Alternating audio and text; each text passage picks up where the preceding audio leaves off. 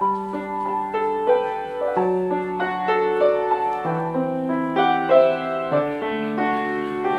내 맘 주님께 정하게 하소서.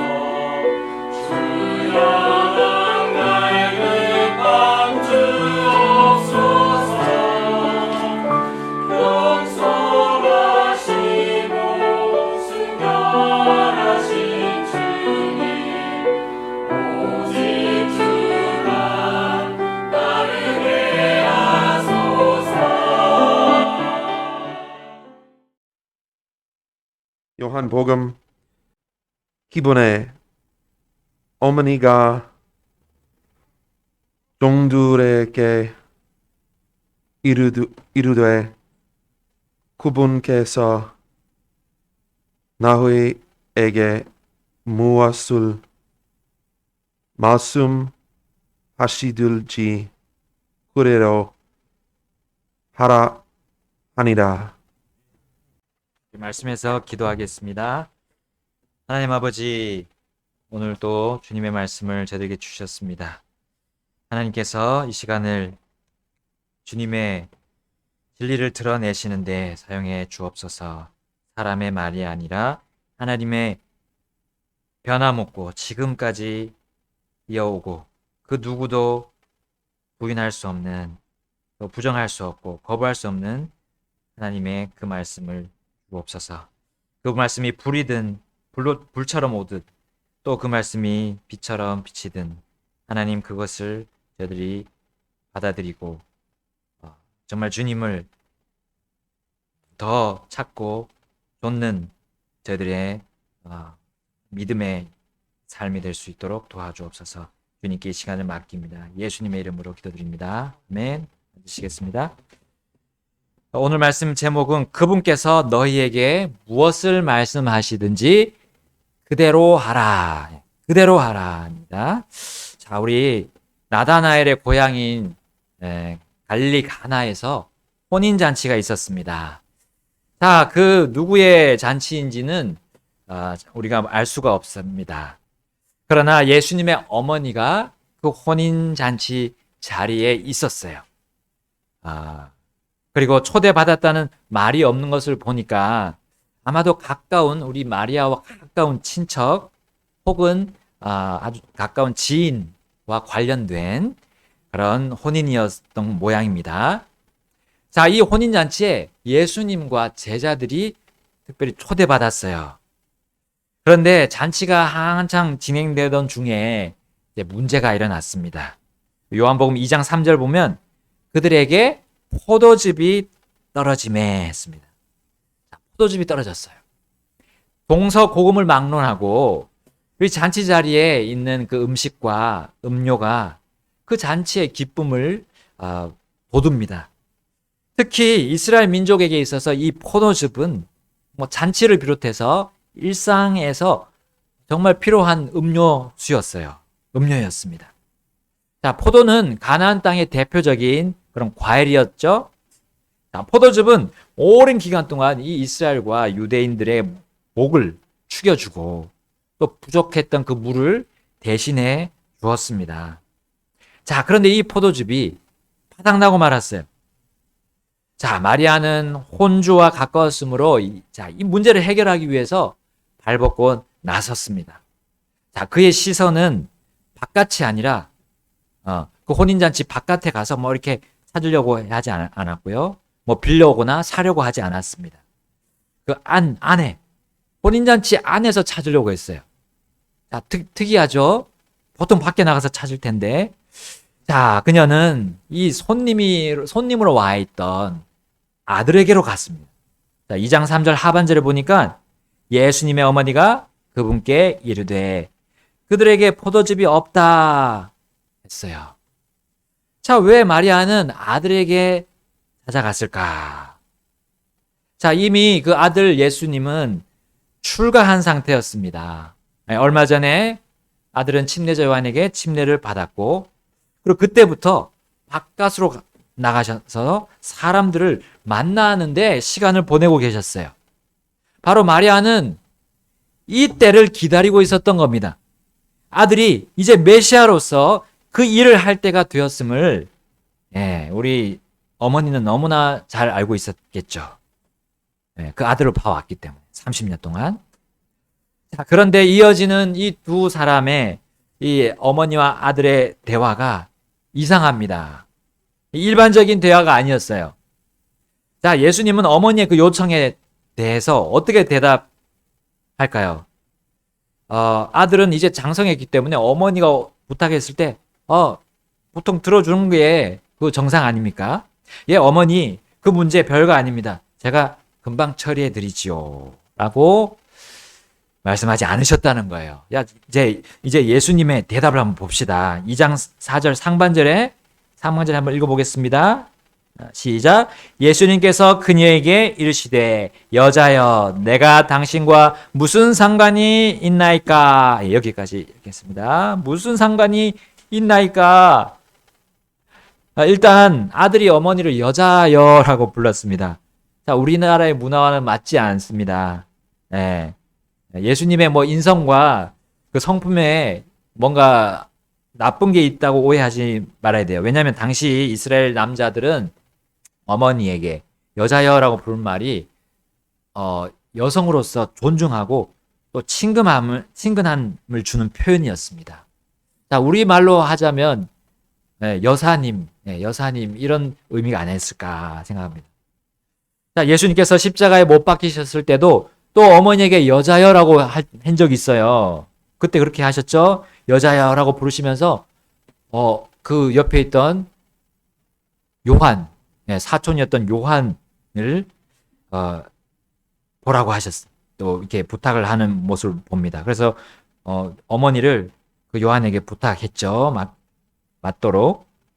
자, 아무리 흉악한 범죄자라고 해도 어떻게 어머니 앞에서 죽어가면서 무례한 말을 할 수 있을까요? 그러니까 이건 무례한 말이 아니라는 거죠. 여자여라고 하는 게 무례한 말이 아니었다라는 겁니다. 자, 그런데 예수님이 그 다음에 이어지는 말은 정말 좀 이해하기 힘들었어요.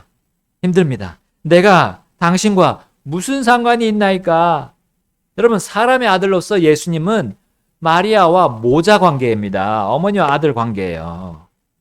자, 이 대답은 마치 예수님이 이제 자신이 출가했으니까 이제 나는 부모님, 어머니와 관계없이 이제 내가 사는 방식으로 살겠다라는 그런 발언으로 들립니다. 아주 정말 무례한 또 불효하는 그런 말로 우리가 들릴 수가 있어요. 그러나 예수님은 어릴 때부터 어떤 삶을 사셨습니까? 부모님에게 순종하고 그리고 하나님과 사람들에게 호의를 입었다고 누가복음에 나오잖아요. 나아가 그분은 사람의 아들이시지만 죄가 없으신 하나님의 아들이셨습니다. 자, 예수님께서 이 땅에 태어나시고 자라신 뒤에 이제 30세부터 공생애라는 것을 이제 시작하셨어요. 왜 그렇게 시작하셨습니까? 사람들을 위해서 자신의 생명을 내어놓으려 함이었습니다. 마리아는 이 사실에 대해서 잘 알고 있었을 거예요. 메시아께서 이 마리아 자신의 태에 들어오시기 전에 그가 천사가 전해준 말을 그는 잊어버릴 수가 없었습니다. 그 사건을 잊을 수가 없었어요. 그럼 누가복음 1장으로 가보겠습니다. 누가복음 1장 31절.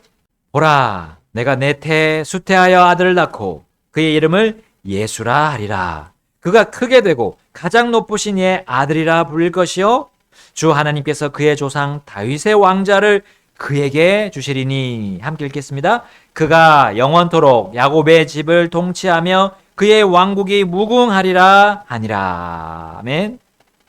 자, 성령님으로부터 잉태된다는 그 메시지로부터 해서 자신이 그 메시아를 낳을 것, 그 다윗의 왕좌에 오를 그 왕을 낳을 것이 그는 결코 마리아는 이해가 되지 않았어요. 도무지 이해가 되지 않았어요. 그러나 마리아는 이 메시지에, 이 하나님의 메시지에 어떻게 대답했습니까? 1장 38절 읽겠습니다. 38절 시작. 마리아가 이르되 주의 여종을 보소서 당신의 말씀대로 그 일이 내게 이루어지리다 하매 천사가 그녀에게서 떠나니라. 아멘. 일단은 받아들였던 거예요. 이해는 안 되지만. 자, 마리아는 이후에 성령으로 잉태했고, 그 다음에 임신했죠. 임신한 상태에서 어디로 갔습니까? 그 늙은 나이에 임신했던 사촌인 엘리사벳을 찾아갔어요. 6개월 더 빨리 임신했던. 자, 그때 그녀가 그 앞에서 찬양한 내용을 그는 기억했을 겁니다. 마리아는 잘 기억하고 있었어요. 누가복음 1장 46절을 보겠습니다. 46절부터 제가 읽겠습니다. 마리아가 이르되 내 혼이 주를 크게 높이고 내 영이 하나님 곧 내 구원자를 기뻐하였나니 이는 그분께서 자신의 여종의 낮은 처지에 관심을 두셨기 때문이라. 보라, 이제부터 모든 세대가 나를 가리켜 복이 있다 하리로다. 능하신 분께서 큰 일들을 내게 행하셨으니 그분의 이름이 거룩하며 그분의 긍휼이 그분을 두려워하는 자들에게 대대로 있도다. 그분께서 자신의 팔로 힘을 보이사 자기 마음의 상상 속에서 교만한 자들을 흩으시고 강한 자들을 그들의 자리에서 끌어내리시며 낮은 지위에 있는 자들을 높이시고 줄인 자들을 좋은 것들로 배부르게 하시며 부자들을 빈손으로 보내셨도다.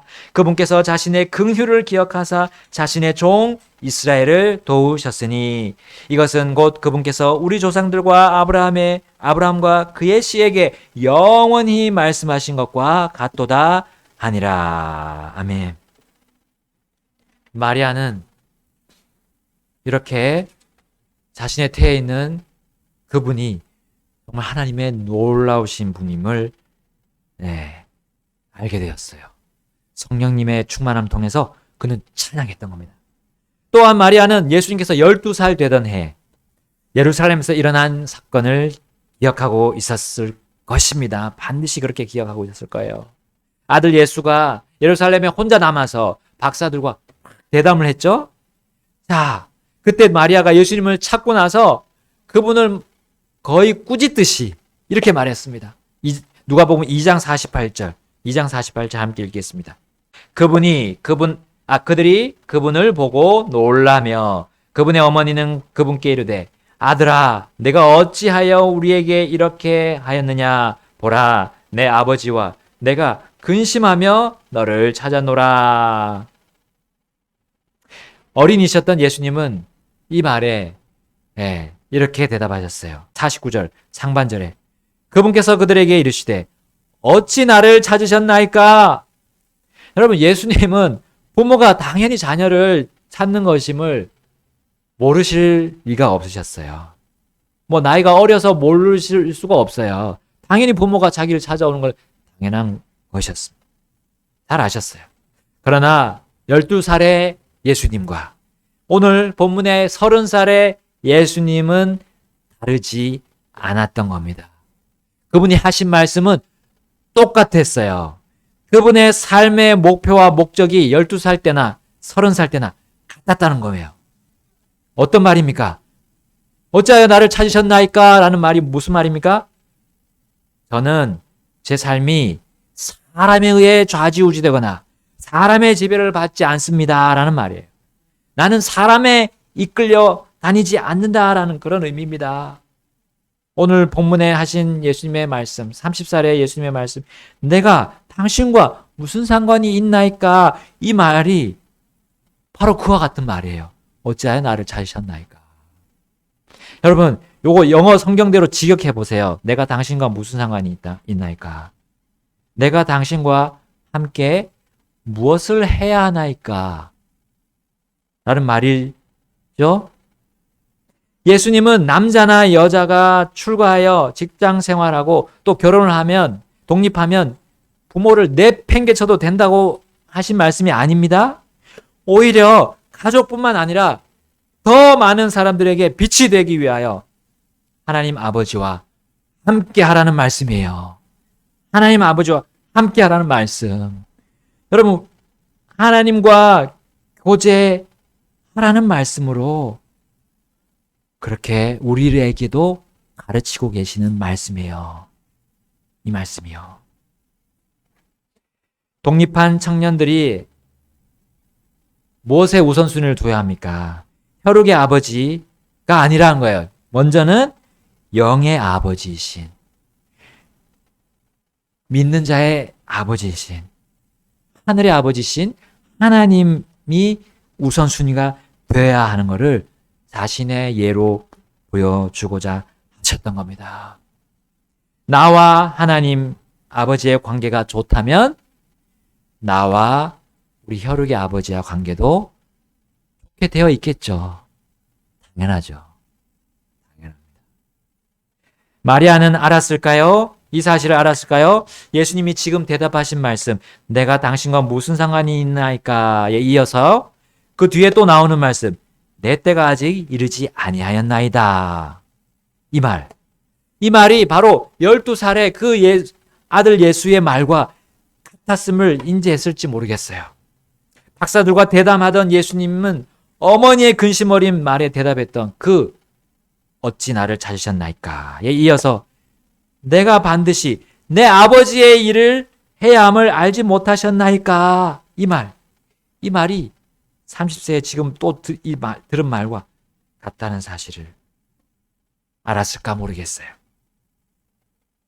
그러나 마리아는 12살의 그 아들의 말을 이해하지 못했지만 결코 그 말씀을 잊어버리거나 무시하지 않았다는 거 우리 누가복음 2장 50절에 말씀하고 있습니다. 50절과 51절에 그들은 그분께서 자기들에게 하신 말씀을 깨닫지 못하더라. 그분께서 그들과 함께 내려가사 나사렛에 이르러 그들에게 복종하시더라. 그러나 그분의 어머니는 이 모든 말씀을 마음속에 간직하니라. 아멘. 여러분, 우리는 하나님의 말씀을 들을 때 온전하게 다 완전히 이해하지는 못합니다. 우리가 알려고 노력하지 않아서가 아니라 사람이 하나님에 대해 완전히 이해할 수 있다면 그 사람이 바로 메시아예요. 그 사람이 하나님이란 거예요. 우리는 다 우리 하나님에 대해서 이해하지는 못합니다. 자, 그러나 마리아처럼 하나님께서 하신 말씀이 이해가 되지 않지만 하나님 마음속에 제가 그 말씀을 간직하겠습니다. 그리고 그 말씀대로 이루어지기를 원합니다. 저 안에서 저를 통해서 또한 저 주위에서 이루어지기를 원합니다. 라고 고백하는 삶은 결국 놀라운 하나님의 뜻과 목적을 대면하게 되고요. 그리고 경험하게 되는 특권을 얻게 된다는 사실이에요. 우리 주 예수님은 사람들이 어떤 문제에 닥쳤을 때 하나님께 집중하도록 도와주십니다. 그렇게 도와주시는데 어떤 방식으로 도와주시냐면요. 사람이 이해하지 못하는 방식으로 도와주시는 거예요.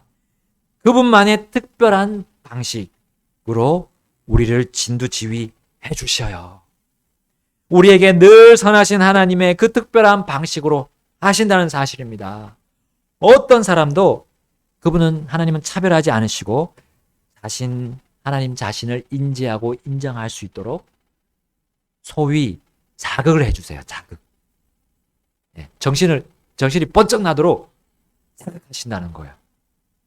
여러분, 우리 작금에 지금 벌어지고 있는 러시아와 우크라이나의 전쟁, 이거 바로 하나님께서 자극하시는 거예요. 자극하시는 거예요. 그런데 이것을 모르면 왜 평강의 하나님이 왜 전쟁을 허락하시니까? 라고 질문할 수 있습니다. 또 어떤 이들은 하나님이 이 전쟁으로 우리를 몰아가셔서 이제 물가가 오르고 보니까 지금 유가가 폭등해가지고 지금 엄청 올랐잖아요. 기름값이. 하나님 왜 이게 자꾸 물가를 올리십니까? 살기 힘듭니다. 자, 이렇게 불만을 토로하는 사람도 있을 거예요. 또 어떤 사람은 하나님이 있으면 이 전쟁을 막지 못하고 저 무고한 시민들 다 죽게 또 고통당하게 왜 하냐는 거야. 이렇게 하는 사람도 있을 것입니다. 그러나 하나님을 인정하든 부정하든 관계없이요. 이 현실적인 문제 앞에서 이렇게 사람은 연약한 존재라는 거예요. 선과 악에 대해서 분별하지 못하는, 그럼에도 불구하고 자기들이 흙과 백으로 양분하려고 하는 이런 사람이 얼마나 드러낼 것이 없는 사람인지를 하나님은 가르쳐 주고 있습니다. 유일하신 하나님만이 모든 것에 대해서 완벽하게 판별하시는 심판자 되시거든요. 그리고 선과 악에서 분명하게 구분하실 수 있는 분이 하나님이시잖아요.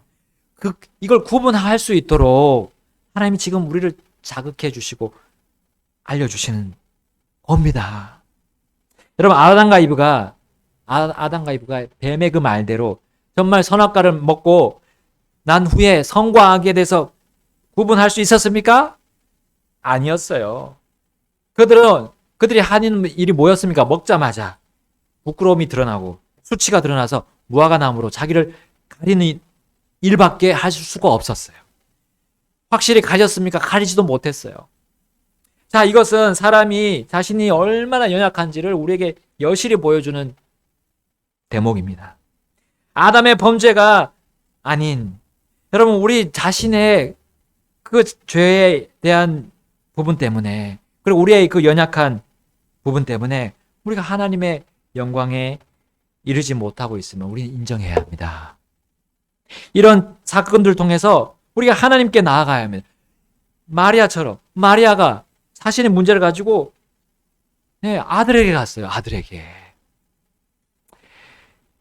여러분, 마리아는 결코 성모 마리아가 아닙니다. 성모 마리아가 아닙니다. 그거는 오류가 없는, 가톨릭에서 말하는 오류가 없는 사람이 아니에요. 예수님을 품고 있는 그 마리아는 사탄이 만들어낸, 사탄의 그 마음을 보여주는, 사탄의 야욕을 보여주는 그 하나의 형상일 뿐입니다. 여러분, 마리아처럼 우리가 우리의 연약함을 인정하고 우리가 언제든 죄를 범할 수 있는 그런 사람인 줄 인정하고 우리가 나아가도록 하나님은 우리를 계속해서 자극하고 계십니다. 그래서 하나님께로 오도록, 뭔 문제가 터지면 하나님께 오도록, 달려오도록 우리를 채찍질을 하고 계신다는 거예요. 그분은, 우리 하나님은 우리의 모든 속을 잘 아시기 때문에 오라고 하시는 거예요. 오라고 하시는 겁니다. 마태복음 9장 4절에 예수님께서 그들의 생각을 아시고 이르시되 너희가 어찌하여 마음속으로 악을 생각하느냐. 마가복음 2장 8절에 예수님께서 그들이 속으로 그렇게 따져보는 줄을 자신의 영으로 아시고 즉시 그들에게 이르시되 너희가 어찌하여 마음속으로 이것들을 따져보느냐. 누가복음 5장 22절에도 말합니다. 예수님께서 그들의 생각을 아시고 응답하여 그들에게 이르시되 너희가 마음속으로 무엇을 따져보느냐. 자, 우리 오늘 본문 요한복음 2장으로 가보겠습니다. 요한복음 2장 24절. 예수님께서는 자신을 그들에게 맡기지 아니하셨으니 이는 그분께서 모든 사람을 아셨기 때문이요. 또 사람에 대하여 누구의 증언도 받을 필요가 없으셨으니 이는 그분께서 사람 속에 있던 것을 아셨기 때문이라. 아멘. 예수님은 사람들의 다양한 유형 아셔요. 그들의 또한 다양한 생각의 방식조차도 다 아십니다. 그들이 분석하고 분별한 내용, 그들이 선과 악을 양분하는 그런 것들을 예수님께 제시할 필요가 없어요. 예수님이 이미 다 아시는 거예요. 그들조차 판단하지 못하고 있는 것도 그 부분도 그분은, 예수님은 다 아시기 때문에 우리가 문제를 가지고 하나님께 나가야 합니다. 왜 먼저 예수님께 또 나가야 합니까? 예수님이 이렇게 말씀하셨기 때문에요. 우리 본문에서 내 때가 아직 이르지 아니하였나이다. 이것은 다시 말하면 내 시간이 아직 오지 않는다. 현재형으로 말씀하셨어요. 내 시간이 아직 오지 않는다. 말이 우리가 참 표현하기는 이상하죠. 아직 내 시간이 아직 되지 않았다. 이렇게 하면 되는데, 이것은 무엇입니까? 예수님은 시간을 초월하시는 하나님의 아들이시라는 거예요. 사람은 시간에 따라 계획을 합니다. 시간표, 그래 스케줄이라고 부르죠. 그러나 주님의 스케줄과 시간표는 시간에 따르지 않아요. 우리가 생각하는 그런 시간,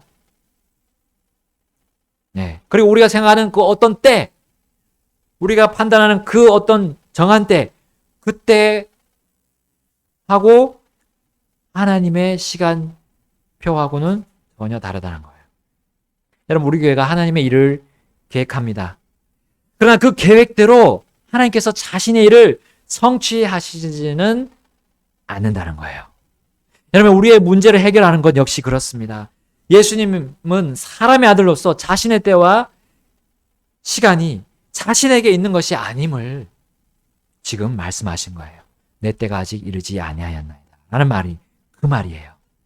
오직 자신에게 주어진 시간은 아버지의 것임을 고백하는 거예요. 고백하신 거예요. 그러니 사람인 너희들이 너희 시간과 계획을, 그 일들 가지고 그 안으로 하나님을 집어넣으려고 하면 큰 오류에 빠진다는 거예요.